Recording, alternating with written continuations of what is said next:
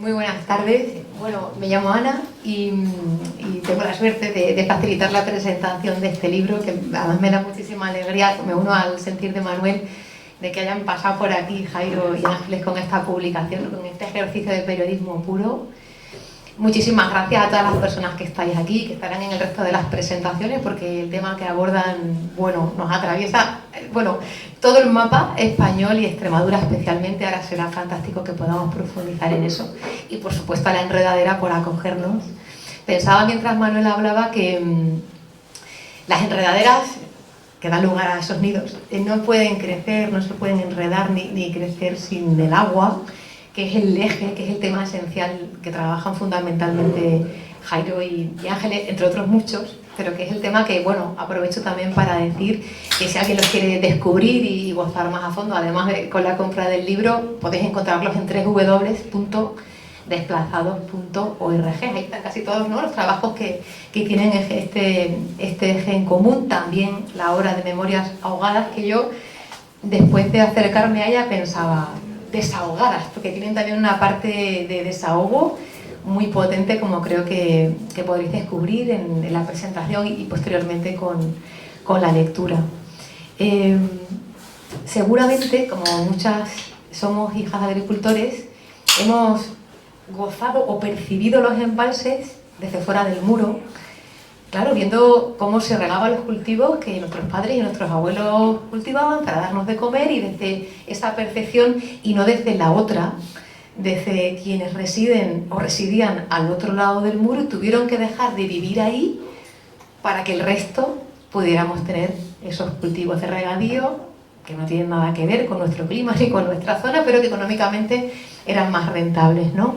En una de las reseñas de este libro leía que este libro duele por dos cosas, por dos motivos. Uno es por lo que cuenta, y es cierto que aunque el estilo es tan bonito que parece una novela, va pinchando porque duele lo que nos cuentan sus protagonistas, pero al mismo tiempo duele sentir, no sé en el caso de cada una de vosotras, pero en mi caso sí me tocaba plantear cosas que yo jamás me había planteado, y que yo, teniéndolo delante en Extremadura con mogollón de embalses, ni me había dado cuenta. Entonces también es un dolor decir, yo me estoy beneficiando de algo que ni siquiera he agradecido a la gente que sufrió de tener que desarraigarse de su pueblo para que se construyera un embalse, y no me he dado cuenta, ¿no?, del daño que estaban sufriendo, porque este es el eje central de Memorias ahogadas. Narra el éxodo rural involuntario, forzoso, a golpe de expropiación en el tiempo de la dictadura.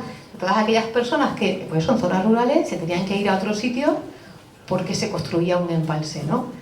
Suelen decir quienes hablan de franquismo, porque Franco construía el embalse. Bueno, Franco expropiaba y determinaba que se creaba el embalse, pero no lo construía él, lo construían otras personas y lo padecían, y ahora veremos algunos acontecimientos también en las personas que estaban a pico y pala construyéndolos, ¿no?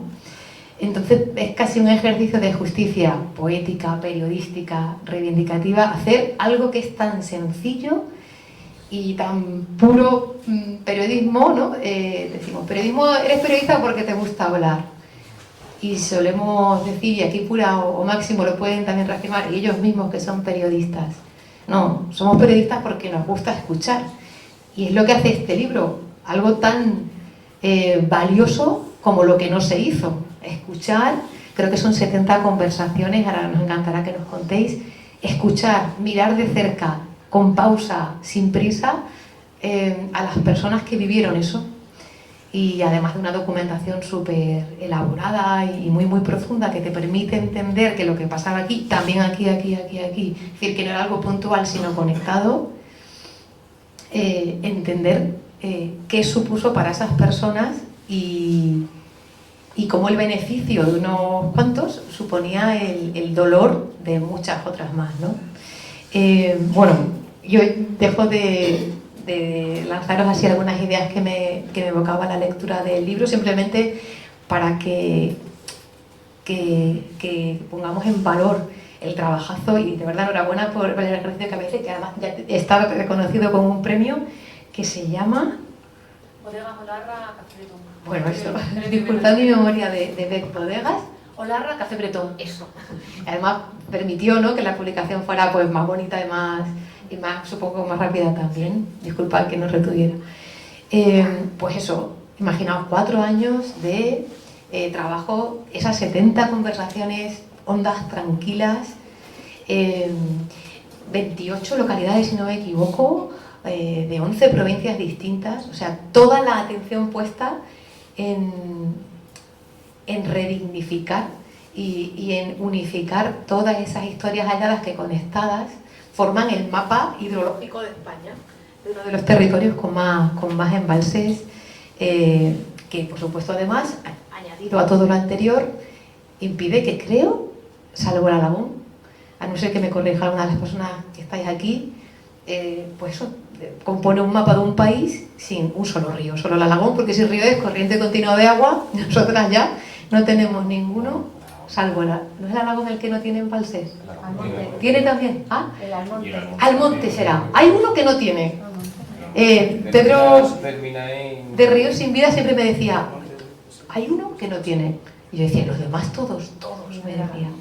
Bueno, no sé, Almonte Alagón, disculpadme. El Alagón se tiene todo el regadío de la zona de Coria, de la Vega de Alagón. Y el Almonte termina en la Alcántara. Luego lo googleé. O sea, lo googleé, nos lo dice fenomenal. Bueno, sobre nuestros compañeros, si lo encontráis, nos lo queréis compartir, genial. Como decíamos, son periodistas y individualmente son unos cracks, pero ya en equipo ya son la leche. En desplazados.org los leemos. Jairo, además de periodista, es filósofo. Bueno, una palabra muy grande, pero... y hace trabajos académicos, ¿no?, y periodísticos en torno a esos dos temas, que es verdad que tienen mucho en común, que es preguntarse por qué a todo, con mayor profundidad y con menos, ¿no?, a veces. Y es autor y coautor de multitud de libros, y sus publicaciones están publicadas en más de 20 países. En el caso de Ángeles también ha escrito en muchísimos medios durante toda su vida periodística, generalistas y... ¿sabéis? Se viene, ¿no? Generalistas y especializados. Ahora coordina una belleza de revista, para mí la revista de referencia del movimiento feminista, Pícara Magazine, desde el año 2016, si no me equivoco. Y bueno, además de con el tema del agua muy presente entre sus intereses a la hora de investigar según qué temas, el extractivismo y la defensa del territorio, que creo que también tiene que ver, porque cuando uno está fuera y pasan cosas en América Latina, por ejemplo, dice, esta gente aquí cómo les están robando lo suyo, su tierra y sus recursos. Anda, pero si esto ha pasado antes en España también y en Extremadura. Y si aquí hay resistencias, ahí las habría, aun estando en la dictadura. Creo que incluso esas experiencias previas y esos intereses previos también seguramente hayan tenido que ver con la publicación y con el trabajo que ha conllevado Memorias Ahogadas. Pero bueno, se trata de que nos contéis vosotras y vosotras también. No sé si todo, o sea, yo os paso el micro, pero... ¿Se nos oye así? Igual lo... Sí. Vale, pues... ¿Es más cómodo así que con micro? No, tú con micro. Claro, para que no te... Mi talón de Aquiles. Pero el micro está disponible para todas las personas que lo quieran, o como sin micro, porque van a surgir seguramente un montón de inquietudes y de cuestiones en torno a este tema, ¿no? ¿Os apetece comenzar Sí, ya? bueno, en primer lugar, que muchas gracias por venir. Al final, para nosotros, que vivimos como un año y algo en Mérida, año y poquito, pero para nosotros fue súper especial ese año. María Ángeles ya sabéis que es extremeña, yo de Burgos, pero son mucho tiempo ya viniendo por Extremadura, o sea, me considero un extremeño de adopción más, así que ver aquí a amigos y amigas ha sido fabuloso. Entonces, para nosotros esta presentación como que también es especial, así que muchas gracias. Bueno, la idea del libro surgió, nosotros hemos trabajado durante mucho tiempo en América Latina. En América Latina en los últimos años la cuestión de los grandes embalses está de actualidad porque se siguen construyendo grandes embalses y hemos documentado mucho las resistencias frente a esos grandes embalses, frente a esas grandes represas. Cada vez que regresábamos de uno de los países nos preguntábamos, bueno, ¿y aquí qué está sucediendo? O sea, ¿qué pasa en nuestro entorno más cercano? De tanto repetirnos esa pregunta decimos, pues vamos a ponernos a responderla de verdad. Y la primera respuesta que tuvimos es que España es el país de Europa con mayor número de grandes represas. El que más de Europa tiene de muros a partir de 15 metros de altura. En concreto, 1.250 represas. El quinto del mundo, el primero de Europa. Eso ya habla de unos términos, bueno, bastante considerable, o sea que no es casualidad. Fue a raíz de ahí cuando empezamos un poco a atar las diferentes luchas. Y también con esa idea de que vamos a mirar qué pasa al lado de nuestra casa. Bueno, perdón, antes de nada, gracias Ana por acompañarnos, por la presentación, por tus bonitas palabras, a la enredadera por acogernos y a vosotros por venir, porque la verdad, bueno, pues siempre a veces la presentación de un libro puede ser un poco rollo, así que gracias por el rato. Bueno, eso, que lo que decía Jairo, lo que decía Ana, y luego también, porque es verdad que a lo mejor pues en Extremadura podemos conocer lo que pasó en Talaverilla, o en el embalse Valdecañas, o en Granadilla, ¿no? Que fueron...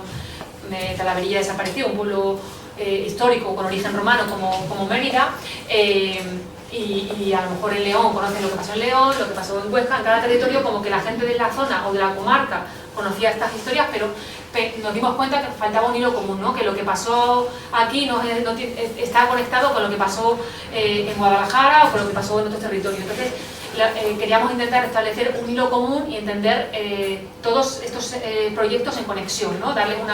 Buscar una coherencia, buscar esos hilos comunes y entender que no eran casos aislados, sino que era un patrón. De hecho, las historias muchas veces se conectan, las cosas que nos contaban en un lado resonaban en otro y las situaciones eran muy similares, con sus matices evidentemente. Entonces quisimos hacer un retrato de país y luego ya los datos nos confirmaban que evidentemente, o sea, que España sea el quinto del mundo, que los primeros sean países como Estados Unidos, China o India, que son enormes, o sea, multiplican en extensión al Estado español, y ahí dices, ostras, aquí hubo algo muy significativo, ¿no? Creemos que fue una forma muy clara de ordenar el territorio, de controlar los ríos y de ordenar también a las personas, porque al final expulsar a gente de un territorio, mucha gente se fue a pueblos, pero otra gente se fue a ciudades y al final concentras a la gente en un sitio mientras otros los vacían, ¿no? Entonces, bueno, nos dimos cuenta que había cosas que contar y que no había, como decíamos, un hilo común, ¿no? Entonces, bueno, eso fue un poco lo que nos incitó a empezar a meternos en este tema. Y por dar un poco el marco general, es claro, la mayoría de los embalses es cierto que se desarrollan durante la época franquista. Al dictador se le llamaba Paco el Rana por algo, pero la ordenación del territorio en cuanto a agua y en cuanto a la construcción de embalses viene de antes de la Segunda República, lo hereda de la Segunda República, pasa a la dictadura y en periodo democrático se han seguido construyendo grandes embalses. Tendréis en la memoria Riaño es relativamente hace no tanto, del año 80 y algo. Todavía está Jánovas coleando, todavía está Fiscarrués coleando, entonces es decir, que no es una cuestión únicamente del franquismo, es una cuestión que atraviesa toda la historia española.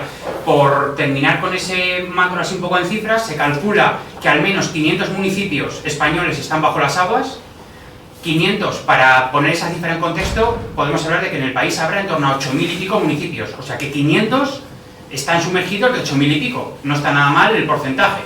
Otra cifra que se da, la da Ecologistas en Acción, es que de forma directa se vieron expulsadas 50.000 personas. Claro, viene el agua, te tienes que ir de tu municipio, te expropian la casa, las tierras, 50.000 personas, pero cuando tú sabes que va a llegar un embalse a tu pueblo, por ejemplo, ya no te compras una casa, ya no haces planes de vida. Si aumentáramos unos años a lo que es, digamos, no solamente por expulsión directa del agua, sino por la amenaza de esa expulsión, se podría hablar de 150.000 personas desplazadas por la construcción de embalses en España, que es una cifra bastante considerable.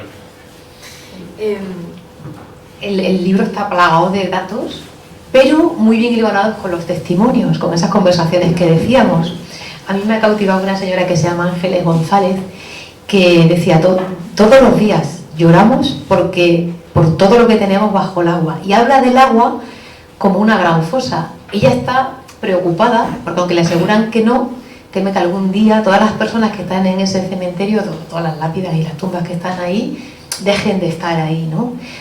Esta señora, por ejemplo, este testimonio y esa preocupación por, claro, me parece el claro ejemplo del desarraigo, del no poder ni siquiera visitar la lápida de las personas que han ido muriendo a lo largo de nuestra vida, me conmovía. Y no solo eso, también la huella que ha dejado, no sé si decir, en el folclore, en la creación de canciones. Por ejemplo, esta del embalse de Jánovas dice: ¿quién me iba a decir a mí, que soñaba con el mar, que en un maldito pantano, ay, ay, ay, mi casa iba a naufragar? A Jánovas digo adiós y a la Vililla y la Cort, adiós barquitos hundidos, mi pobre país, porque tu pueblo, y todos se referían a eso, ¿no? A mi país. Y aunque han pasado muchos años, no podré olvidar nunca aquella mañana en que descubrí que no solo en los cuentos siguen existiendo piratas. Cuando el abordaje tomaron el pueblo y tuvimos que marchar de casa, y al ver las lágrimas de madre a pico y que se me fue de golpe la infancia. ¿Quién me iba a decir a mí? De esta herida hay gente que no se ha recuperado en la vida. Sí, el libro tiene historias de dolor, tiene otras divertidas, tiene historias de amor también, es decir, pero es verdad que toda la gente que perdió pues, su pueblo tienen una herida en muchos casos sin cicatrizar todavía, porque no es que solamente perdieras tu casa, todavía puedes imaginar que hoy día pues, se pierden casas por muchos motivos, ¿no? Sino que ahí es que perdías tu pueblo desaparecía, pero con ello pierdes las relaciones humanas, con tus vecinas, con tu familia. Hay familias que cada una se buscaba la vida como podía, se iban a punto a otros países, ¿no? La emigración de mitad de siglo, entonces ya hay familias que desaparecían, ¿no? Y con eso se desaparecía un territorio culturalmente, unas costumbres, una forma de ser, una forma de lavar la tierra, unas dinámicas que ya desaparecían por completo. Entonces, no solamente perder un pueblo, es que perdías todo el arraigo que te ha acompañado en tus años de vida. Entonces sí que contaban que a lo mejor la gente más joven, pues bueno, pues más o menos podía agradecer su vida, pero en muchos casos la gente más mayor a los pocos años fallecían de pena. O sea, hubo muchos, los años siguientes, además lo contaban en todos los embalses, la gente mayor se moría de pena porque se iban a Madrid o a Barcelona y claro, imaginaos meterse, dice, es que yo como me iba a ir arao allí, es que ibas a un piso y no empezar una vida con 70 años de cero en una ciudad, no encajaba, ¿no? Y también en muchos casos se iban pues, con lo opuesto, con lo que cabía en un camión, porque entonces no había tampoco transporte, de cojo el coche y he hecho viaje, lo que cabía en un camión y con las gallinas, algún animal, pero claro, pues a los muertos no se podían llevar. Entonces es verdad que los cementerios es un tema que sale constantemente, porque casi todos los cementerios, bueno, todos los hormigonaban, los echaban una capa de hormigón porque la erosión del agua podía sacar cuerpos ahí debajo. Entonces, claro, imaginaos esa imagen de cuerpos flotando, restos humanos flotando o restos óseos, entonces lo habitual era echar una capa de hormigón al cementerio porque nadie podía asumir el traslado de los restos. Entonces, mucha gente dice, es que no dejé mi casa ahí, que dejé a mi madre, a mi padre enterrado, a mi hermano, a mis tíos, a mis abuelos, ¿no? Entonces, y ya nunca más les vas a poder llevar flores Entonces, bueno, el dolor de los cementerios es muy significativo. Sí, está la imagen también de cómo cuando estas personas se acercan al embalse, mismamente Amparo, esta protagonista, ven algo que tú no ves. O sea, allí donde los demás vemos agua, incluso un paisaje bonito, ellos ven dónde estaba el cementerio, dónde estaba la iglesia, dónde estaba la calle tal, y ahí compraba, o sea, y tú dices, ¿pero dónde? Si es que solamente se ve agua. Bueno, esta gente ve otra cosa. Y eso, que te lo transmitan al final y que de alguna manera te enseñen a mirar de esa forma, también es un regalo que nos ha hecho el libro y creo que es lo que también hemos intentado transmitir, ¿no? Esa mirada diferente a que, no sé, cuando pasemos por el embalse de Riaño, que no solo veamos un paisaje bonito, cuando vayamos por Valdecañas, que no veamos, ¡buah, cómo está el agua! O sea, que pensemos que quizá ahí abajo hay historias, hay vidas, hay cosas que se han perdido, culturas, palabras, formas de hacer, formas de tejer territorio, al final... Y la predisposición a contar estas historias, cuando vosotros planteabais que teníais interés en hacer ver las conexiones que había entre unas y otras demás, ¿cómo fue recibida? ¿Existe la sensación de que el resto del país agradece su sacrificio, pasa inadvertido, sentían ganas de participar o es un tema que estos que prefiero no tocar porque me duele? Decimos que sobre todo es un libro de escucha porque un elemento común en casi todas las personas con las que hablábamos era, nos recibían en su casa y realmente nos les preguntaban, pero yo te voy a poder aportar algo, pero ¿y por qué tengo interés? Claro, imaginaos, una persona de 90 y... Amparo tenía cuando hablamos con ella 97 años, todavía estábamos en plena pandemia, nos abre las puertas de su casa que vivía sola en aquel momento y una más se te va abriendo y dice, y al final, o sea, después de toda una tarde con ella dice, oye, no sé si os habré ayudado en algo, o sea, es como gente acostumbrada a que la hayan silenciado, a que le hayan quitado la voz. Y esa sorpresa ante, digamos, dos personas que se interesan por su historia es una cosa que nos sorprendía mucho. Sí, o sea, una sensación de agradecimiento, ya solamente de escuchar, ya no solamente porque haya un libro o no, sino que mostremos interés y escuchemos y le preguntemos, la verdad que era agradecimiento. Y sí que tenía ganas de hablar, me acuerdo de cuando fuimos a ver a Justina, que fuimos a entrar, ella ya sabía que íbamos a ir, habíamos hablado con su hija porque también tenía 90 y pico años, y según entrábamos por la puerta, nos dijo, yo dejé mi pueblo tal día, de tal año, tal, salimos, o sea, nos empezó a relatar todo con fechas así, sí, o sea, como que estaba deseando contárnoslo. Cuando su hija le había dicho que íbamos a ir, es que entramos casi... Todavía estábamos fuera, yo creo. Sentarnos, en vez de ganas. Sí, no necesidad, y bueno, nos dio una cantidad de datos, o sea, de datos familiares de me casé tal año, tal día, mi hermano, mi padre, mi abuelo aquel año, o sea, lo tenía todo registrado en su cabeza y como mucha necesidad de compartirlo y muy agradecida de que de que las fuéramos a escuchar. Yo no sé si aquí hay alguien que viva cerca de alguno de los embalses que supuso el desplazamiento de personas de un lugar. ¿Sí? ¿De cuál? Sí, verás, yo soy de Villalta de los Montes, la Siberia. Entonces, todo lo que estáis contando no es lo mismo porque el pueblo nunca se inundó, pero sí se inundó toda la vida económica, porque Villalta de los Montes está ya casi en los Montes de Toledo. Las llanuras y las tierras más ricas, más cultivables, eran las que estaban al lado del pantano. Entonces, huertas, molinos, tierras que se quedaron al otro lado y no había puente y tenían que pasar en barco y tirarse allí 3 o 4 días para ararlas, para segarlas, muertes, porque la gente, cuando había una tormenta, ha habido muchas muertes de la barca que se hundió y la gente pues se ahogó, ¿no? Y veréis una cosa, cuando estáis hablando de tristeza, de la gente de Villalta, por ejemplo, yo ahora me acuerdo de muchas porque he hablado con ella, mi madre ha recopilado también un libro con la experiencia y todo eso. Entonces, la gente de Villalta tenía entonces casi 3.000 habitantes el pueblo, ahora tiene 450, y no es que se hiciera un perjuicio entonces, es que el perjuicio sigue, porque Villalta de los Montes, el pantano de Cijara, no Cíjara, como dice la gente, Cijara, porque era la finca de Cijara, ese pantano es la cota más alta, y es la que acumula agua para desembalsar en los demás. Cuando llega estos años de sequía, cuando llega la hora de producir luz porque valen muy cara, pues entonces ese pantano se queda bajo mínimos. Yo en ese pantano pego un salto y me voy a la otra parte del Guadiana. Los ganaderos que viven por allí, 400 habitantes, la gente vive de olivos, de ovejas y poco más. Un pueblo aislado totalmente. Los ganaderos tienen que llevar el agua con cisternas al ganado, porque Confederación Hidrográfica, Doña Confederación, no deja que se hagan pozos al lado del río. Los animales no se pueden acercar a beber porque se hunden en el lodo. Yo vemos a los pastores por la tarde recogiendo ovejas porque se quedan hundidas y mueren, ¿no? Entonces, lo que quiero decir es que esa actuación de los años 50 en Villalta de los Montes, no sé, en el resto de los pueblos, se sigue arrastrando y el pueblo sigue migrando y el pueblo sigue empobrecido, sin recibir absolutamente nada a cambio. La Siberia extremeña, concretamente mi pueblo, porque es de los más perjudicados, creo que es la comarca de las más generosas de Extremadura, porque toda la riqueza del Guadiana, de los regadíos, pues es a costa de la Siberia, no recibe nada a cambio. Al contrario, la gran olvidada, ahora ya se ha declarado reserva de la biosfera, se abre una luz ahí, la gente no está preparada, se está preparando, algunos sí, otros no, pero no, lo que sí es cierto es que todos los pueblos siguen bajando en número de habitantes. Es decir, los pantanos, todos los del Guadiana, García de Sola, Orellana, La Serena, Cijara, que es el primero, todos trajeron mucha pobreza a la Siberia, al resto de Extremadura no, y nunca recibió nada a cambio.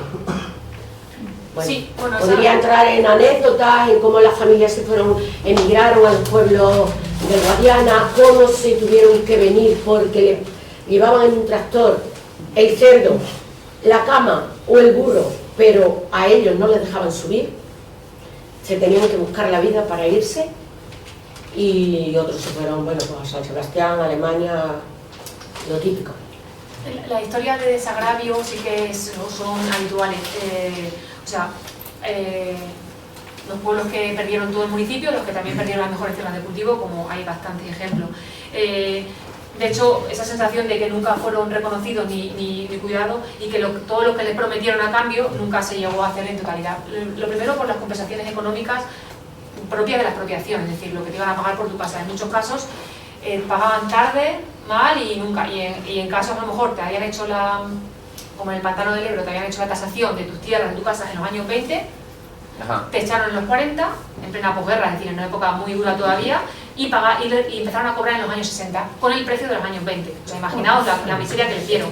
Entonces hubo gente que se fueron sin nada, me acuerdo de un señor mayor lino que lloraba diciendo cómo su madre tuvo que pedir dinero, o sea, casi que mendigar porque no tenían nada, porque tardaron todavía 20 años en pagarle lo de 20 años antes. Y entonces esa es una historia bastante repetida. Y por ejemplo, ese era el pantano del Ebro, que es un pantano que está en la frontera entre Burgos y Cantabria, justo ahí, y había pueblos a 5 minutos, y ahora quedaban desarticulados, es decir, para ir a otra zona, al pueblo, a tu pueblo vecino, donde seguramente tenías familia o amistades, tenías que dar un rodeo de 40 minutos. Prometieron un puente, el puente Noguerol, para conectar el territorio, para que no hubiera que hacer toda esa vuelta. Ese puente se hizo de aquella manera con pues, cemento más que escaso, es decir, no estaba bien hecho el puente, y que fueron a los 2 meses de abrirlo, se cayó.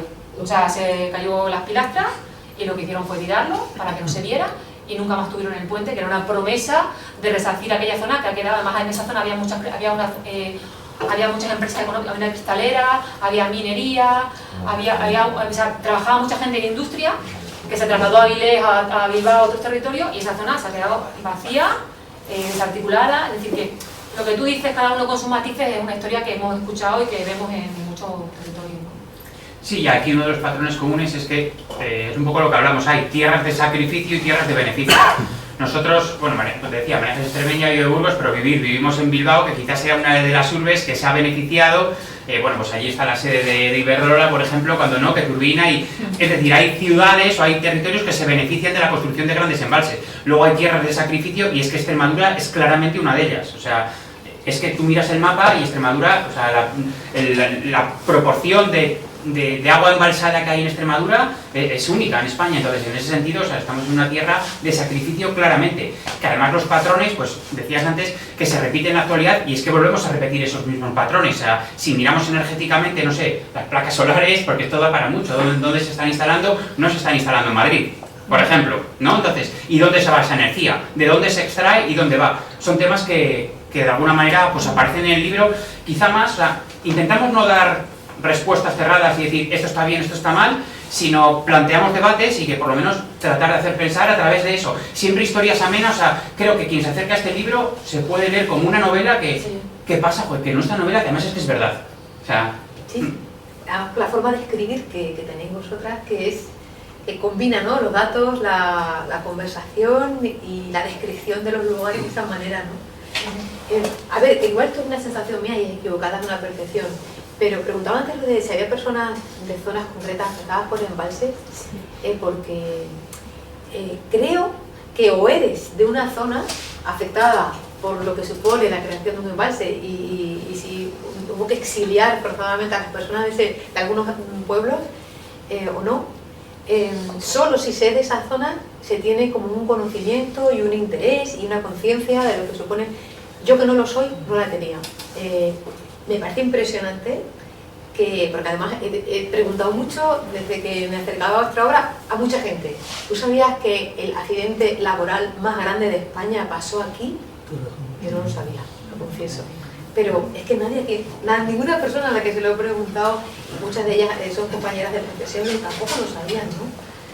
Y mira que hablamos de Monfragüe y de Torrejón o sobre el patrimonio, por ejemplo, y ahora si queréis también hablamos de Valdecañas. Yo no sabía que había tantísimo patrimonio y tanto espolio posible dentro de los embalses, ¿no? Entonces, la gente de la zona seguramente eso lo ha vivido como una parte de su historia cercana, pero yo no creo que en clase de historia esto se esté narrando, ni siquiera que esté en las conversaciones de nuestras casas con nuestros familiares y cuando hablamos de Extremadura, ¿no? A mí me encantaría que habláramos, si os apetece, ¿conocíais vosotras esto del accidente, de la negligencia, de la enorme movida de... Bueno, es que eso, no sé eso se silenció, como tantos accidentes que hubo en la dictadura, pues se silenciaba. Igual que ese accidente que hubo de tren por ahí por León o tal, que murió también muchísima gente y nunca se supo ni cuánta gente murió, y en la de Torrejón igual. Pero no lo hemos rescatado Máximo nosotros, o sea, Manolo no, allí Manolo lo ha rescatado. Por eso, porque se ha silenciado, si Manolo lo sabe más, ¿no? Manolo ha escrito bastante. Sí, llamo la atención sobre el hecho de que el año pasado se cumplieron los 50 años, ya no del accidente de Torrejón, sino de otro accidente gravísimo, que fue Cedillo. Fueron 20 trabajadores los que murieron. Y nadie se ha encargado de recordarlo, apenas, digo nosotros, ¿no? Es decir, 50 años. Claro, ¿por qué? Porque el silencio y el olvido se remunera. Claro, en Cedillo ahora Iberdrola allí está montando su instalache de las placas solares. Y entonces, claro, nadie lo recuerda. O sea, yo me alegro que haya salido, digo, yo sé que tiene mucha conciencia de ello la palabra Iberdrola, porque aquí hay víctimas y hay beneficiarios. Beneficiarios que siguen bien vivitos y coleando. Esto no solo es franquismo. Y de otros accidentes, quiero decir, ha habido luchas. Los que tenemos ya canas, si nos acordamos de luchas, de Riaño, por ejemplo, de un muerto, del que se llama Simón, me parece llamaba. Que se suicidó. Que se suicidó en Riaño, ¿no? En el 87 o por allí, ¿no? Entonces ha habido luchas y ahí ha habido resistencias populares a esa historia. Y ha habido accidentes más recientes, los 3 muertos del Pantano de Alange, aquí, en el año 89, aquí en el accidente de Alange. O sea, quiero decir, 89 88, ahora no creo que, no sé, 89 o más o menos. O sea, quiero decir que, no sé, quiero decir que el silencio y el olvido no son casuales, o sea, se compran también, ¿no? Bueno, un olvido que además mencionéis vosotras, Urbano García, sí que ha estado haciendo seguimiento de este tema, pero ha ido tocando hueso todo el rato, ¿no? Tocando como un muro, ¿no? Quiero decir que algún caso ha habido de investigación respecto al tema, pero el tema creo que se ha sobreseído, que no hay margen a más ni proceso judicial ni investigación periodística. No hubo juicio, no hubo responsables, entonces, digamos, al final hay como que no haya pasado nada. Al final jugamos también mucho con el concepto de la memoria, cómo se manipula, se borra, qué nos cuenta, quién nos lo cuenta. Entonces, claro, si Torrejón nos lo cuentan desde la parte de la empresa, pues es que no te van a contar cuando vas a visitarlo, ¿no? Te van a contar, pues las aves, que es lo que se va a ver al Parque Nacional de Monfragüe. Nosotros hicimos un poco el ejercicio de ir al centro de interpretación a preguntar, oye, ¿aquí alguien viene interesándose por esa historia? No, y tampoco había un folleto que te lo explicara. En Monfragüe hay un monolito que recuerda a las víctimas, costó mucho que hubiera ese monolito, pero está en terreno privado de Iberdrola, hay que colarse para verlo y nadie te da, o sea, es muy difícil, o sea, no hay una cartelería que te diga por aquí, gira a la izquierda, a la derecha, sube estas escaleritas, no, o sea, han escondido la memoria en este caso, ¿no? Entonces, también hay cosas tristes en ese... Sí, es que, o sea, con cada capítulo, que abordamos cada capítulo como un embalse diferente, queremos contar un poco el panorama general. Entonces, unos hablamos de quién construyó los embalses, los ideólogos, ¿no? Los señores ingenieros que, por ejemplo, en el caso de Torrejón, en los pueblos que se construían, o los poblados que se construían para los trabajadores, la ermita, los vidrieras eran el cuerpo de los apóstoles con las caras de los ingenieros. O sea, imaginaos el nivel. O sea, había como una idolatría a los ingenieros. Entonces hablamos de ingenieros, hablamos de quien construyó los embalses, ¿no? Que en muchos casos fueron manos de obra esclava, que estaba preso republicano.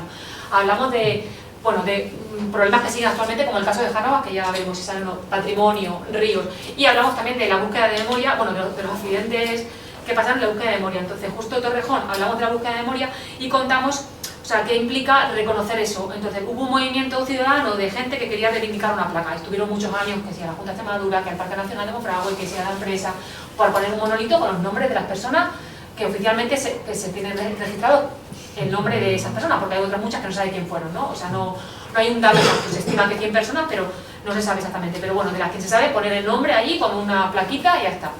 Bueno, pues no les hacían caso, escribiendo, nada. Hasta que una periodista del País lo sacó en El País, y al día siguiente Iberdrola llamó a esta gente: vamos a hacer vuestra placa. Iberdrola pagó, que vino gente de todo puntos del Estado, para hijos de los trabajadores que estaban ahí, o familiares de los trabajadores, porque murieron trabajadores en este caso. Trajo autobuses de Barcelona, de Alicante, de Madrid, hicieron un evento muy bonito, lo pagó todo Iberdrola, una comida allí, creo que fue 2015, 2014, no recuerdo bien el año, no sé si te acuerdas. 2014. Hicieron el monolito. Las familias querían pedir el monolito en una curva, la curva era mala vuelta, una curva muy donde pasa el Parque Nacional de Monfragüe, donde vas con el coche del itinerario habitual. Querían ese punto, pero bueno, pues no sabemos muy bien por qué. Les ofreció Iberdrola, no, aquí mejor. Y dijeron, vale, pues aquí, porque aquí estaba la ermita, el poblado, bueno, les pareció bien. Ahora, aquel día pues fueron los medios, ese terreno es privado y no se puede ver. Entonces, ahora toda la lucha que ha conseguido, o sea, les han hecho, yo creo, nosotros vemos la jugada, ahora tú no puedes ir ahí porque eso es terreno de Iberdrola, no sé, han puesto una cadena para que no se pueda pasar, aunque bueno, se te lo saltas, pero tienes que saber dónde está porque está súper escondido. Están pidiendo ahora que ponga una señalética para decir está ahí el monolito. No se puede poner señalética porque rompe la estética del Parque Nacional de Monfragüe y hay que cambiar un decreto de la Junta de Extremadura, no sé qué. O sea, imaginaos, para un simple placa, la están luchando para ver si se puede cambiar las directivas del Parque de Monfragüe para poner una placa que diga que está allí el monolito. O sea, imaginaos el dolor de la gente esta que lleva luchando años por una plaquita. O sea, es como... O sea, por eso la memoria cómo puede... Que al final son cuestiones más importantes, yo creo, que las económicas, y así nos lo transmite la gente, porque al final, imaginad, si es cierto que a esta gente la expropiaban y que a veces las pagaban aunque fuera tarde y mal. Pero es que al final, si nos sabemos cuánto dinero al final...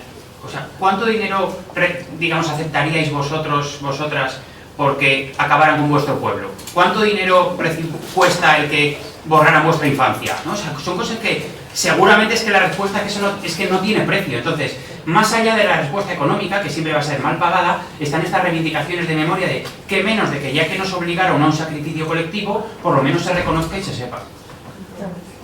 ¿Os apetece hablarnos del tema del patrimonio? Hay un arqueólogo con mala leche, que creo que vamos. Sí. Cuando hablan de Valdecañas abordan esta cuestión, ¿no? O sea, de todo el patrimonio que hay ahí debajo. Claro, porque esto no se pensó nunca cuando se pensó en... Bueno, se pensó porque se rescataron los mármoles, pero solamente algo queda muy simbólico. Pero y claro, la posibilidad de exponer, supongo que os apetece hablarnos de este tema porque me parece, claro, que estará presente en otros muchos embalses, pero que vosotras justo cuando habláis de Valdecañas centráis en esto, ¿no? Sí, en Valdecañas quisimos eso, pues para no repetir la historia siempre igual, en Valdecañas quisimos abordar el patrimonio porque, como decía antes, está Augusto Óbriga, que tiene una villa romana y nunca se había hecho trabajos arqueológicos previos en los años 50, 60, entonces se habían hecho cosas pero muy someras, muy por encima. Entonces, claro, imaginaos lo que hay ahí sin estudiar y sin excavar. Pero claro, una vez que te acercas, hemos tenido porque al final pues, con el libro nos ha dado ocasión para hacer cosas divertidas. Hemos hecho rafting para ver cómo son los ríos libres, hemos ido a acompañar a gente que hace submarinismo en embalses. Bueno, hemos hecho cosas divertidas y en Valdecañas lo que hemos tenido la ocasión de acompañar a un arqueólogo que se lo controla todo. Cuando va en verano, pues, cuando baja la cota porque están turbinando agua para hacer energía, que es cuando baja el de Valdecañas, porque los de Cáceres son casi todos hidroeléctricos. O sea, allí el regadío es, bueno, sí, la pega del Aragón, pero los del Tajo es hidroeléctrico. Entonces, Valdecañas es Tajo y entonces él se lo controla todo. Entonces hemos tenido la ocasión de estos años que ha habido tanta bajada de nivel. No solamente está el dolmen, que igual habéis escuchado ver, el dolmen que ha salido hasta la CNN, la BBC y aquello parecía la feria del pueblo, porque estaba lleno de, o sea, estaban las orillas del pantano llenas de gente. Pero tuvimos la ocasión, por ejemplo, de ir a ver el puente del Conde, que es un puente ya que está como en la cola, que ya se va estrechando así el río, no está como en el pantano más abierto. Había bajado y no se había visto como nunca. Es un puente enorme que se hizo para la ganadería trashumante, para las vacas que bajaban de Ávila, y se estima que tiene origen romano como el de Alcántara. No es tan grande como el de Alcántara, pero casi una barbaridad de puente enorme, unos arcos enormes, uno de los más grandes puentes medievales que existen en España. O sea, no sé, y está debajo del agua, o sea, yo no sabía ni que existía. Y lo bueno es que el puente está inutilizado, partido por la mitad, porque en la guerra de la independencia contra los franceses, como estaban bajando las tropas francesas, pues dinamitaron el puente para que no cruzaran el río, pero cuando lo dinamitaron ya habían cruzado por Puente de Arzobispo más arriba, entonces destrozaron el puente para nada. Entonces, bueno, contamos así cosas, pero claro, es que ver ese puente, yo, cuando llegamos a ir allí, después de estar como encajonado en un valle, somos así, nos quedamos, o sea, alucinados. Esa fue, vamos, una imagen, porque además fuimos un grupo de gente, fuimos como 10 o 12 personas, es decir, que hay que saber ir. Entonces fue muy guay poder acompañar esta experiencia. Otro día, con este mismo arqueólogo, profesor de instituto, que él tiene controlado todo lo que hay en la orilla del pantano, porque él dice que en verano se echa su barquita, se echa los días allí, va por las orillas y va viendo, se lo controla todo. Y él tenía una piedra, que tenía una cosa así que se veía, no tenía muy clara, y él dice, esto va a ser algo. Entonces ese verano que bajó, nos llamó que iba a ir a ver qué era. Y él estaba convencido que era un berraco como estos de los toros de Guisando, ¿no? Que son un símbolo de los pueblos betones y demás. Entonces allí un día nos fuimos pues sin saber lo que íbamos a encontrar, nos echamos imaginaos en agosto con el calor que hace, pero bueno. Y llegamos allí, pues ahí aquel día éramos 6 personas, 7, éramos un grupo más reducido. Y efectivamente era un berraco que estaba sin documentar, o sea, no estaba registrado. Lo estuvimos escarbando, o sea, limpiando un poco para verle el tamaño. Antonio estuvo haciendo las mediciones, luego para él publicar un artículo académico y para dar cuenta al ministerio lo que había ahí. Y claro, es que dijimos, estamos descubriendo aquí fue una experiencia muy bonita también y muy de jolín. Entonces, bueno, pues hemos podido hacer también cosas así interesantes y descubrir todo el patrimonio que hay. Y nada, luego lo volvimos a poner todo, él hizo sus cálculos, grabó con el dron, le hizo fotos y parece ser que es de los más grandes que él ha visto. O sea que, y él ha visto muchísimo, o sea, se controla todos los berracos de la provincia de Cáceres, Ávila, bueno, de todo el pueblo Betón. Entonces hemos hecho también estas cosas para entender también los pantanos, no solamente de la dimensión humana, que es fundamental, sino pues también de patrimonial, cultural, ecosistémica, ¿no? De los ríos que han quedado debajo. Bueno, abordarlo desde diferentes puntos de vista. Y que todo esto abre debates muy interesantes, por ejemplo, qué hacer ahora con esos restos. Es decir, porque hay la teoría de mejor sacarlos, otros dejarlos ahí y que el agua los vuelva a sumergir, o, como digo, sacarlos y apostar por una turistificación de la zona, por ese turismo de sequía que hay en pueblos en los que se ha visto. O sea, parece que no, ese turismo que va en masa y vamos a consumir ahora también lo que hay debajo del agua. Bueno, pues ese debate está ahí y no está cerrado porque es que esto es muy nuevo todavía. Entonces, ¿qué hacemos con esa parte de la historia del país? Y decía, se llama arqueóloga de mala leche porque decía Antonio, que es Antonio González Cordero, que es el arqueólogo, que el agua es una arqueóloga con mala leche, porque según va bajando te va descubriendo, pero luego te vuelve a tapar y te va erosionando. Entonces, cosas que él vio en los años 80 ya no están, porque se han corroído. Entonces dice que es una arqueóloga porque te muestra, pero luego también te lo tapa, ¿no? Entonces, por eso decía esta expresión y nos pareció como un buen título para el capítulo. Y será la arqueóloga con mala leche, que era el agua, ¿no? El agua. Claro, pero si saquemos ese patrimonio de ahí, habrá que controlarlo, ¿no? Para que nadie... Disculpad, es que me toca muy la fibra sensible. El puente de la Mesta del siglo XIV, que está tapado ahí en Villarca de los Montes, era uno de los, en la cañada real segoviana, que comunicaba el norte con el sur para la transhumancia. Bueno, pues ese puente, fijaros, lleva un montón de años tapado. Es verdad que con la sequía, si os decía que yo puedo saltar el río Guadiana, ese puente se ve totalmente. Entonces, ahí tenemos el dilema. Ahora con el tema de la biosfera, pues el referente patrimonial, porque en la declaración de reserva, una de las notas de identidad es la transhumancia, el pastoreo, en la comarca de la Siberia estoy hablando. Villarca de los Montes, el origen es la Mesta. Ese puente está a punto de derrumbarse, uno de los pies que apoya de la parte izquierda en la tierra, en la orilla del pantano.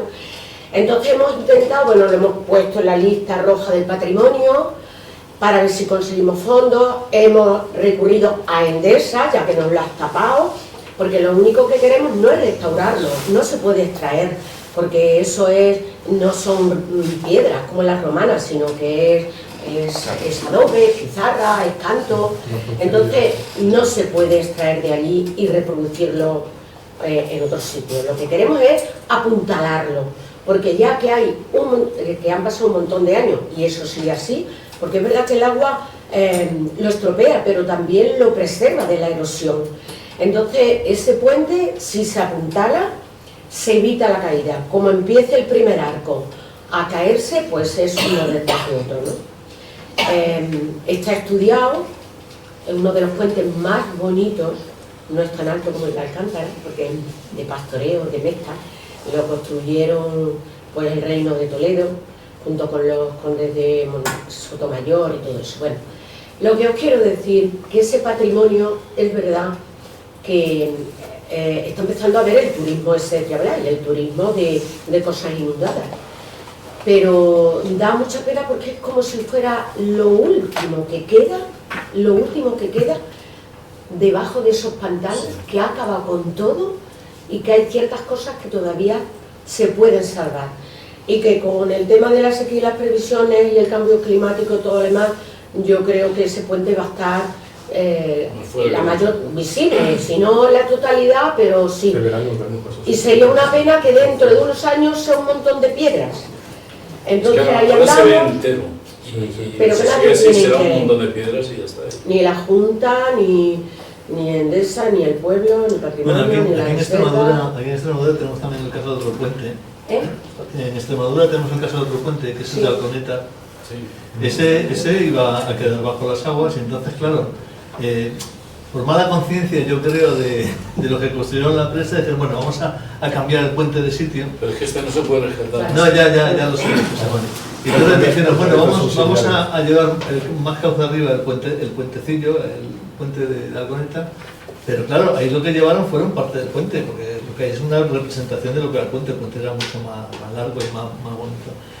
¿Por qué hicieron eso? Pues porque lo que hay enterrado debajo del agua pues es una ciudad romana que es Túmulos, y luego está la Torre de Floripes, que es medieval, edificada sobre restos romanos, y eso es lo que no se puede ver, porque claro, es que es imposible, con la cota que tiene el agua, sí, por mucho que baje el pantano, ¿no? Pero por mucho que baje el pantano ves gran parte de la torre, pero no ves tampoco la torre entera, o sea, y todo lo que hay debajo que también está sin excavar, claro, eso también se quedó ahí.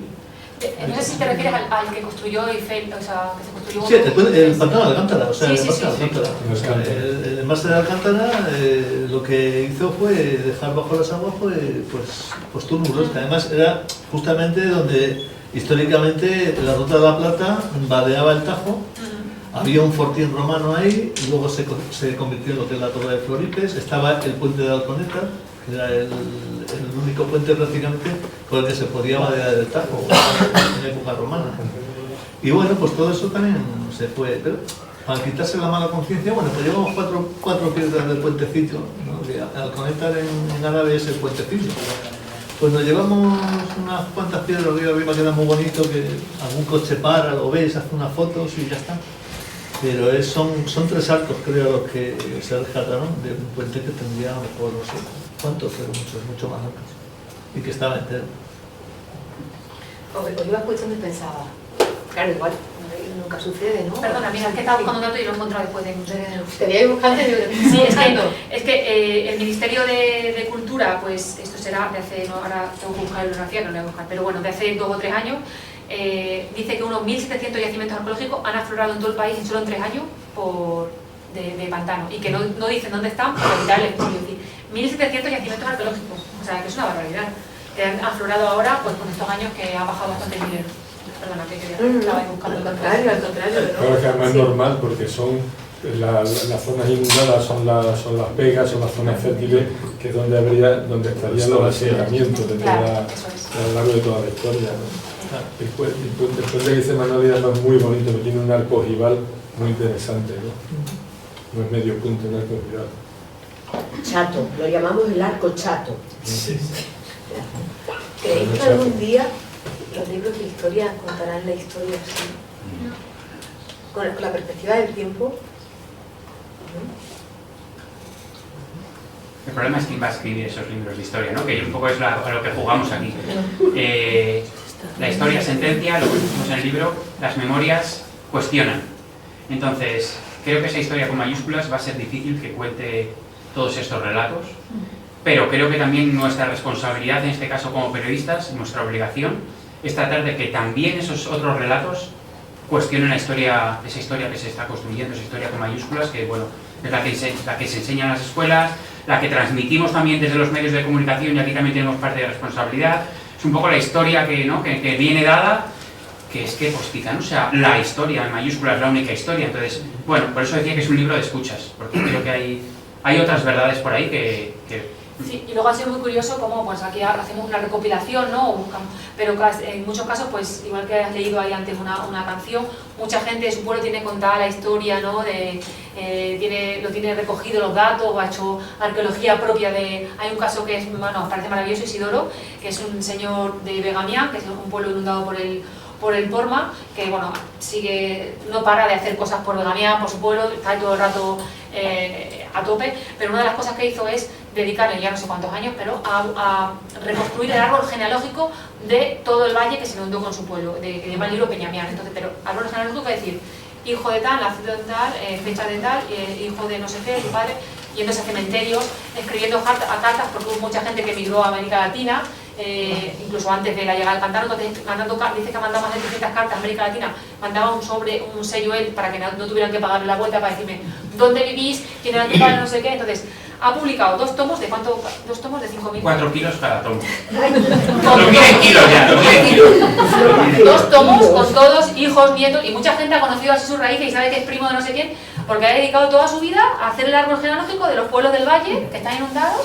Y claro, o sea, son cosas muy Vamos, a mí me parece entrañable. Estuvimos en su casa y tiene pues una especie de garaje lleno de cajas. Dice, no tengo nada informatizado, pero si me dices tal, te lo busco que sé dónde está. Tenía lleno de papeles, fichitas, se leía las esquelas de los periódicos para ver los muertos y tal. O sea, eso sí que es arqueología también, pero guay, y es genial. O sea, que hemos encontrado historias como muy bonitas, ¿no? Muy curiosas de, bueno, pues cada quien se ha buscado su manera de conservar la memoria de su pueblo, de su tierra, de su valle, de su río.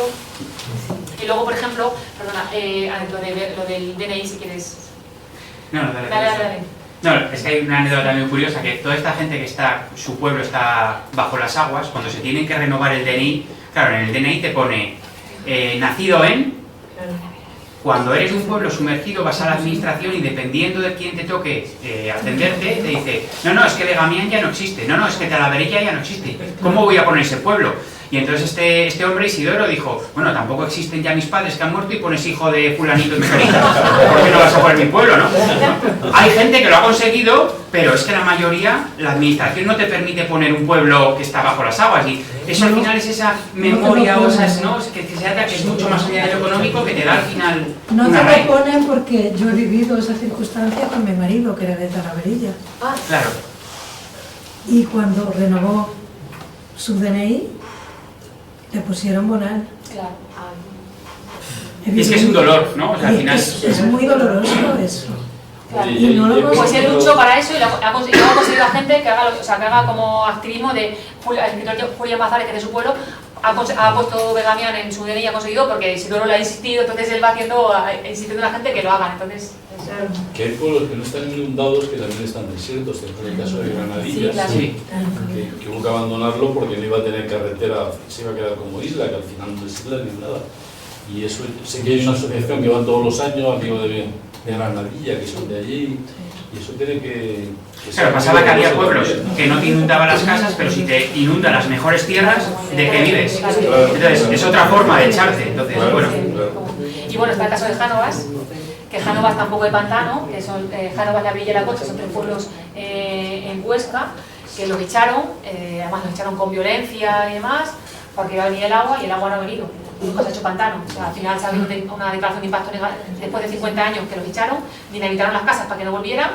Ahora no hay pueblo, entonces ahora están negociando cómo volver a recobrar sus casas.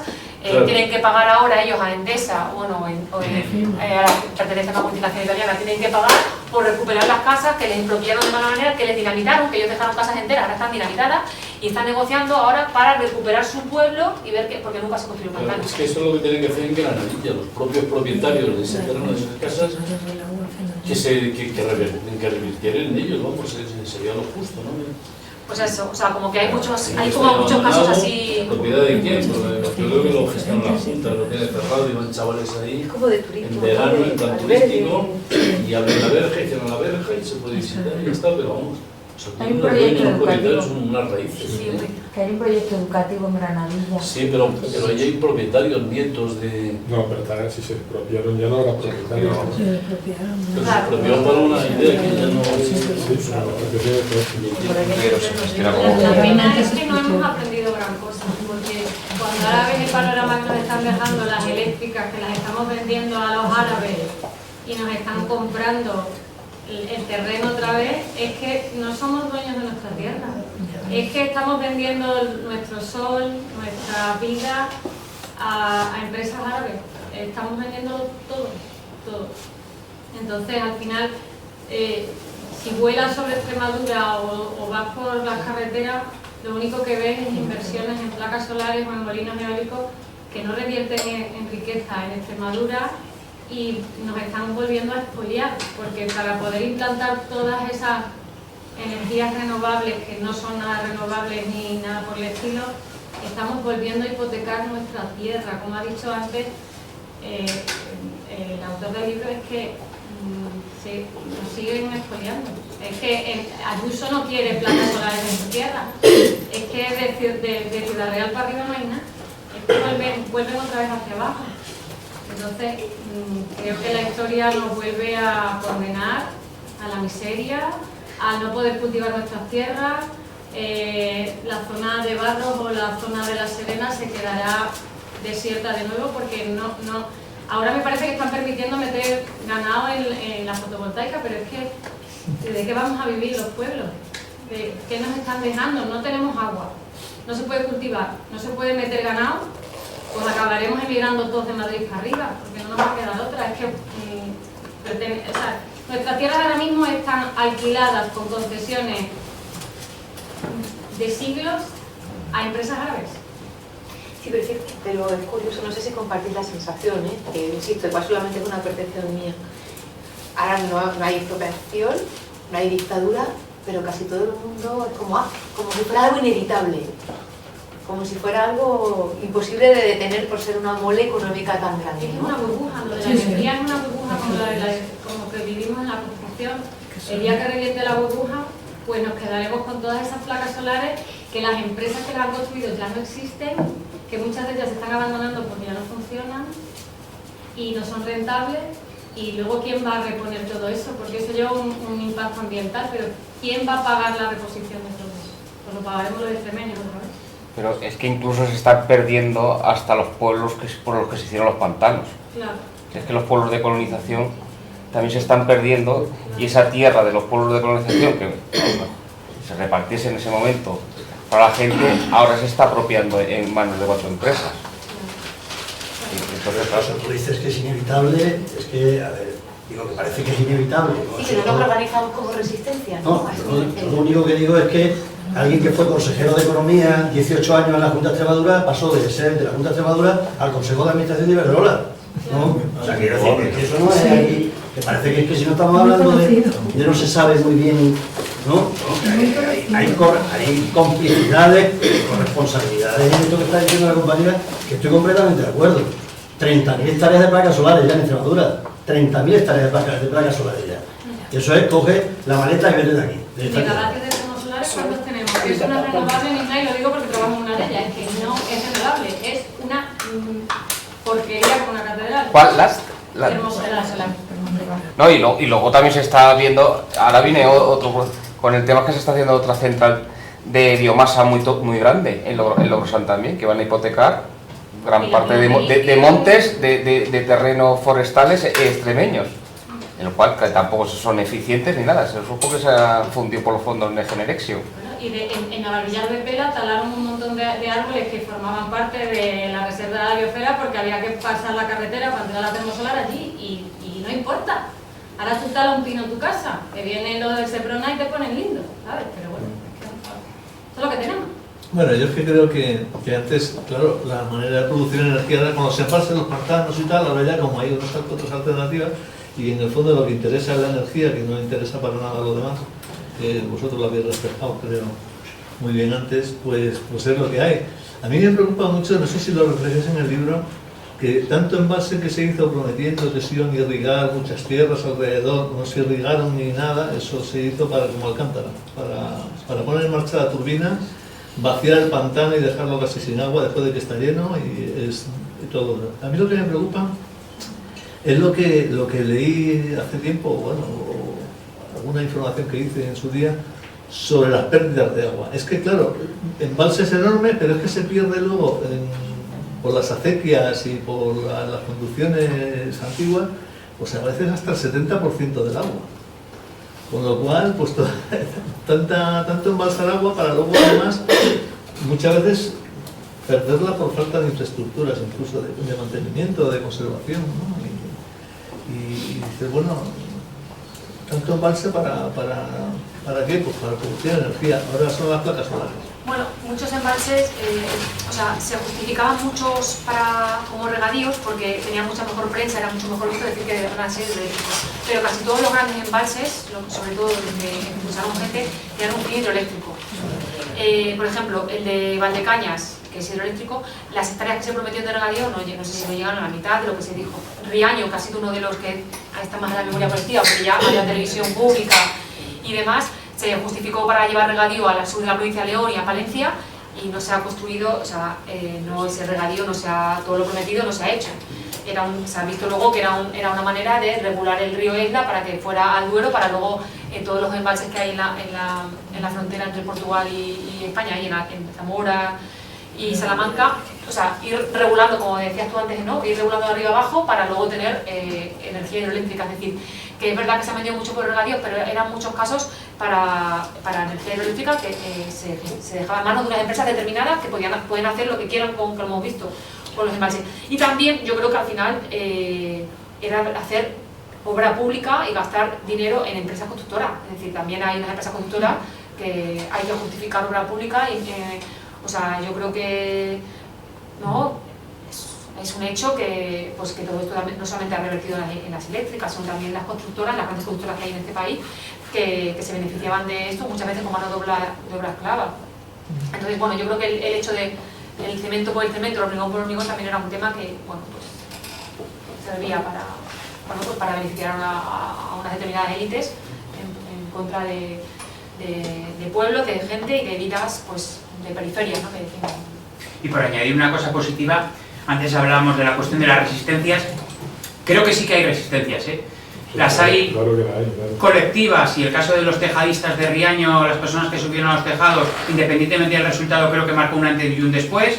Pero vas a Jánovas y apellidos como los Garcés, los Castillo son sinónimos de lucha, vas a otros embalses y hay colectivos que están reivindicando, es decir, creo que sí que existen esas luchas y que no necesariamente todo es un terreno muy pesimista y demás, sino creo que sí que hay pequeñas batallas que se van ganando y que no todo está, bueno, condenado al fracaso y que hay gente que está haciendo cosas y alternativas muy potentes, ¿no? Porque realmente las hay. Viscarrués. En Viscarrués, por ejemplo, ha habido está en Huesca, una amenaza de un embalse de 30 años y el año pasado, hace 2 años, ya el Tribunal Supremo ha dicho que no se construye. Iba a negar un pueblo, parte del pueblo de Eres. Y entonces, bueno, pues pudimos ir a la fiesta de la Victoria. Claro, imaginaron 30 años de lucha, gente, me acuerdo que era la que era la alcaldesa, que tendrá ahora 40 y muchos o por ahí, pues ella, claro, toda su vida es luchando contra un embalse que ahora no se va a construir, parece que no se va a construir. Entonces fuimos a la fiesta de la Victoria, claro, imaginaos, pues también era bonito, ¿no? Y ahí fue gente de todo Aragón, porque pues era un tema recurrente en las reivindicaciones sociales de Aragón. Entonces, bueno, pues fuimos a la fiesta de la Victoria, lo pasamos muy bien, comimos paella y cantaron la canción esta, la ronda de Voltaña, que ha sido, porque son aragoneses, entonces cantaron la ronda de Voltaña, y bueno, sí que hay cosas también, bueno, pues relatamos diferentes historias. Y en todo caso no es un libro contra embalses, pero sí que es un libro, evidentemente, que se cuestiona cómo se han hecho estos grandes embalses, que, como decíamos, responden a una serie de patrones, y sí que es un libro que retrata a quiénes son esos beneficiarios de los grandes embalses y quiénes son los grandes perjudicados por esos grandes embalses. Pero digo, no es un libro contra embalses, o sea, también hay cuestiones de... Últimamente se está rescatando cada cierto tiempo, de hecho se rescata la cuestión de que vamos a solucionar el país haciendo grandes infraestructuras, en lo que sea, aeropuertos, carreteras, grandes embalses y de vez en cuando un trasvase. O sea solemos poner el ejemplo de, decíamos antes, 1.250 grandes represas en España. Si hubiera ese número multiplicado por 3, por 5, pero no tenemos agua, la problemática sigue ahí. Es decir, no es una cuestión de número de embalses lo que está sucediendo, corresponde a otras causas. No es una cuestión de que haya pocos, medios o muchos embalses, es cuestión de cómo se está gestionando el recurso.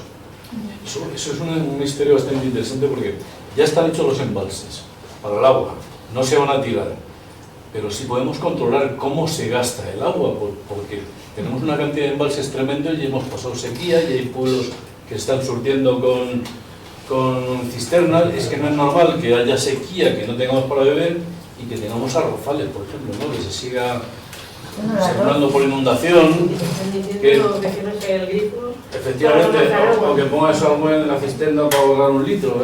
Pero el arroz es un cultivo básico de la soberanía alimentaria del pueblo. Sí, pero no hay sitio donde... necesitamos regar al metro. Pero no hay sitio donde llueva, que se pueda sembrar, tiene que ser en sitios donde no llueve.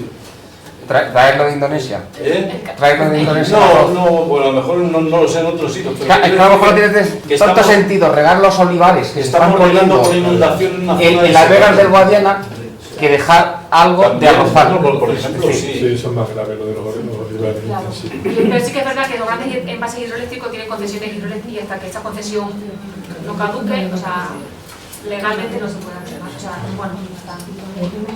No, yo quería decir que las concesiones de las presas hidroeléctricas eran en su tiempo por 75 años, o sea, era un tiempo increíble, pero casualmente ha cumplido el tiempo de alguna de esas presas.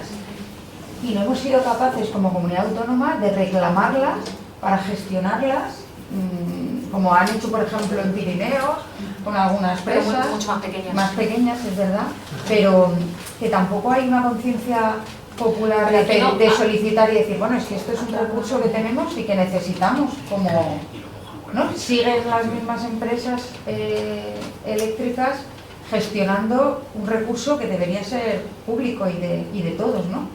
Y luego también me preocupa mucho que tenemos ya generaciones que no conocen los ríos, se piensan que el Tajo es una balsa, un lodazal y una sopa, pues que el río es así. Entonces, cuando recordar lo que sucedió con la presa de Valdecaballeros, hubo gente haciendo huelga de hambre para que no tiraran una presa que no tenía uso, que hay que mantener, que está abierta. Y que está abierta, ni para regadío, ni para consumo humano, que hay que mantener y que es caro mantener en una presa, ¿no? Pero era como, no nos pueden quitar esto. Ya, pero ¿qué nos están quitando? O sea, a lo mejor lo que nos están quitando es la naturalización de un río, que trae también muchos beneficios, pero eso no lo sabemos ver. Y eso me preocupa porque creo que partimos también de que la gente se ha olvidado ya de cómo eran los ríos. Sí, además esa cuestión de los ríos es súper importante, la tratamos en el libro porque es una cuestión de biodiversidad clave. Es decir, allí donde hay un embalse nos hablan de que solamente hay vida en los 2 primeros metros. ¿Por qué? Porque la luz, más allá de esos primeros metros, no entra. Entonces, donde hay oscuridad no hay vida. O sea, es una cuestión de biodiversidad clara. Pero también es una cuestión paisajística, una cuestión de identidad, por lo que decíais. O sea, al final, los pueblos y las ciudades se conforman en torno a un río, en torno al agua. Muchos pueblos serían totalmente diferentes sin la existencia del agua, o directamente es que no existirían. Entonces, bueno, todo eso está configurando una forma de paisaje, una forma de paisaje social, una forma de estar, de ser con la naturaleza. Con lo del río Tajo lo que está sucediendo es que ya no sé si se puede llamar río Tajo, o sea, es el Tajo seca, o sea, río como tal, un río es lo que fluye de un punto a otro hasta la desembocadura en otro río o en el mar. Pero si no hay corriente es que no sé si se puede llamar río Tajo. Ahí recogemos en el libro una anécdota muy chula que es, a finales del siglo XIX, un marine de Estados Unidos, Paul Boyton, se propuso recorrer el río Tajo se lanzó en Toledo, en el puente del Arzobispo, y llegó hasta Lisboa. Él solo ataviado con un traje de caucho que inflaba un poco más o un poco menos para ir flotando. Es decir, el hombre iba a lo largo del curso del río Tajo y consiguió hacer esa hazaña con muchos peligros, porque por aquel entonces era un río súper bravo, con muchos rápidos, con muchas curvas. Eso hoy sería impensable. Impensable, pero porque es que ahí entramos en el río Tajo, que es un basurero más que un río. Entonces, todo eso, bueno, lo que era posible hace 100 años, hoy es que es imposible. Y eso al final genera identidad, una identidad, o estropea identidades, la genera otras, no sé. Pero vosotros que habéis trabajado mucho en América Latina, a partir de lo que dice Irene, también en América Latina hay más movimientos apegados al terreno, a la defensa del terreno. Aquí yo también tengo la sensación de que nos hemos desconectado, como si no fuera parte de nosotros. Sí, yo creo que todavía hay mucha más gente que vive más pegada al agua, o usando el río cada día para su actividad vital, económica, incluso de higiene, ¿no? Yo creo que, por ejemplo, en el río Cauca que estuvimos hace 2 años o así en Colombia, hay una represa Hidroituango que va a ser la 4ª más grande de América Latina, puede ser la 4ª, bueno, de la más grande, ya no sé si creo que 4ª. Y ahí lo que la gente, claro, esta gran represa les ha separado de las orillas, la gente vivía en las orillas del río y hacían, aparte de pescar para alimentarse y ser su fuente de ingresos también, hacían bareteo, que es sacar pepitas de oro del agua del río. Entonces de eso vivía mucha gente, la gente vivía en las orillas del río y claro, ellos reclamaban cómo les han quitado su forma de vida, su trabajo artesanal de siempre, cómo les han expulsado claro, el río ha crecido ahí, entonces se ha comido esas orillas. Y como también han desaparecido un montón de especies autóctonas de plantas de ribera que eran también fundamentales para su alimentación. Entonces, ¿cómo les han desconectado del río? Sí, les han subido arriba, pero es que su cultura, esa cultura de barequera ha desaparecido, ¿no? Entonces, ahí sí que hay mucha lucha porque, claro, la gente todavía ha vivido eso y usa el río para su día a día. Pero yo creo que aquí eso ya ahora hay más defensa del río, por ejemplo, en Vizcarroel sí que es verdad que también lo defendían mucho, como un activo económico también, porque se hace rafting, se hacen actividades en torno a de turismo de aventura, porque está en el Prepirineo. Entonces decían que hacer un embalse ahí también iba a destruir económicamente la zona desde otro punto de vista, ¿no? Del turismo, que ahora mismo pues, la industria del país, del turismo. Es decir, que la relación con los ríos yo creo que sí que ha variado con el tiempo y también según los territorios. Y es curioso también como hay historias nombres que se repiten en América Latina y aquí, ¿no? Mencionaba María Ángeles el caso de Hidroituango. Detrás de Hidroituango está financiado por BBVA y está la aseguradora Mapfre, y había alguna otra empresa española, digamos, pero que certificamos en algunos reportajes, esos dos por lo menos, es decir, que hay esquemas que se vuelven a repetir independientemente de la geografía, ¿no? Entonces, y todo esto tiene nombres y apellidos, un poco lo que tratamos de hacer en el libro. Y Florentino Pérez. Eso, por ejemplo, en Guatemala, Florentino Pérez con ACS está en las represas de Soxé y en Renace. Sí, o sea, es brutal. Bio Bio y todo eso de Chile también. Yo quería solamente agradecerle, los conozco desde el año pasado, os sigo en redes sociales porque tenéis todo lo que escribís oro, es recomendable, pero me ha venido a la cabeza, yo soy de Llerena, un pueblecito del sur de Extremadura, y me ha dado el flash de qué pasaría si mi pueblo estuviese en esas circunstancias. Estoy intentando empatizar con esas familias que están ahí. Me ha venido otra historia en la cabeza, un testimonio personal, pero quiero terminar con un punto de esperanza, que es yo soy bisnieto de don Publio, que era el maestro de escuela de Llerena. El maestro de escuela de Llerena lo sacan de su escuela de allí, que estaba dándole clase a todo el mundo y le daba de comer también a la gente. Era maestro de la República y lo secuestran un día y lo traen a construir la presa de Montijo, en la Garrovilla. La tenemos aquí, que es otro de los sitios donde tú has nombrado, María Ángeles, que ha habido muchos represaliados que han estado trabajando con mano de obra esclava, que esa es otra historia que está muy conectada con la memoria democrática. Pero quiero terminar con un punto, esto era por quitármelo, o sea, por quitarme la parte esa emocional, ¿no? Pero quiero terminar con un rayo de esperanza y me pongo el gorro, la gafa de jurídico ahora.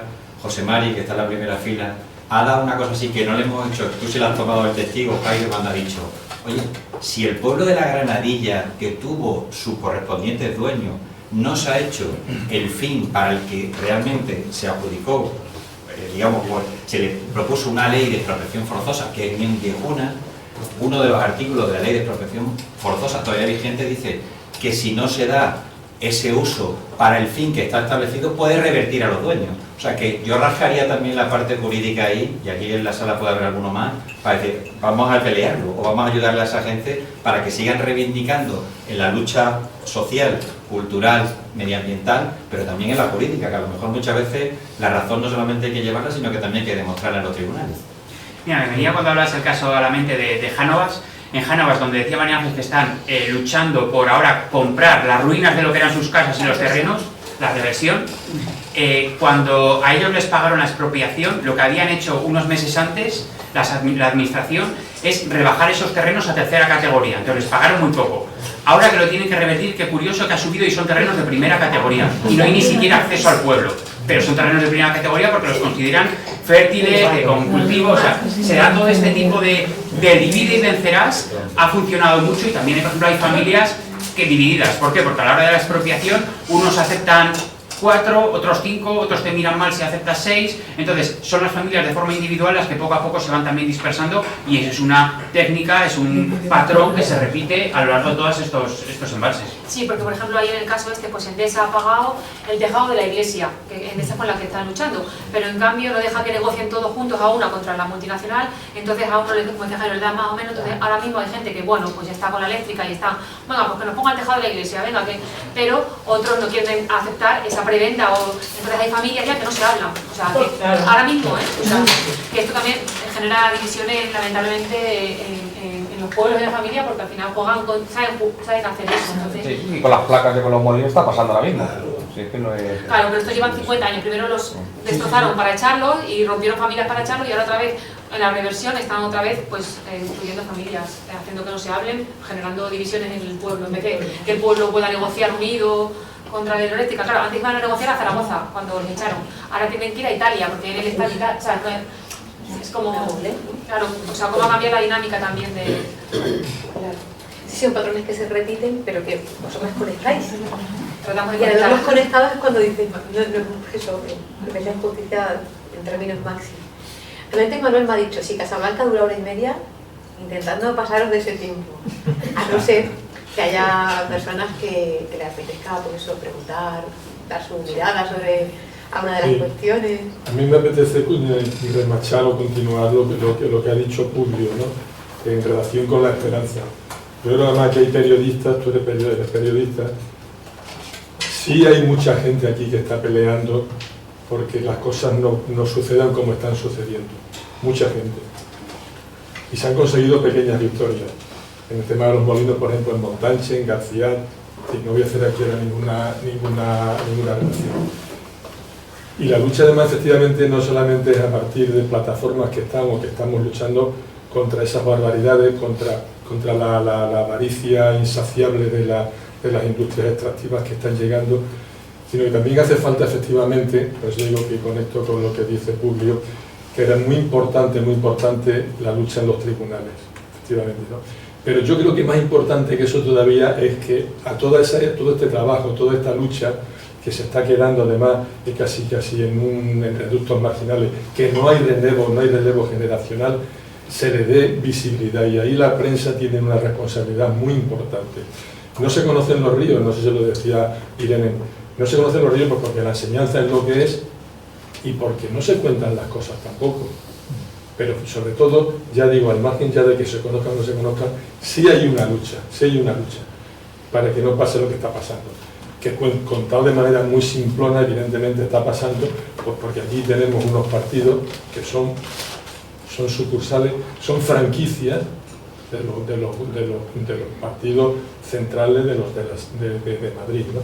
Que a su vez son vicarios del capital internacional. Y me parece que lo ha comentado Manolo, aquí hemos tenido un consejero de Economía y Hacienda que termina y se va directamente, no sé si a Iberdrola o a la otra, vamos, me da igual. O creo que el hijo de Fernández Vara pues lleva el tema de comunicación en redes también de otra eléctrica, ¿no? Pero yo creo que fundamental es que toda la lucha que se está llevando aquí, que no se quede en la nada, que se le dé visibilidad. Eso es muy importante, ¿no? Y luego, por ejemplo, en cuanto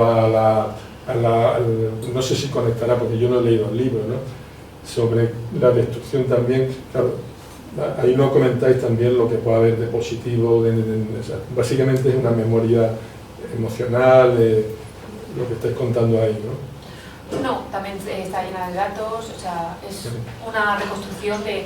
Contamos los impactos que pensamos que no se habían contado bien, o sea...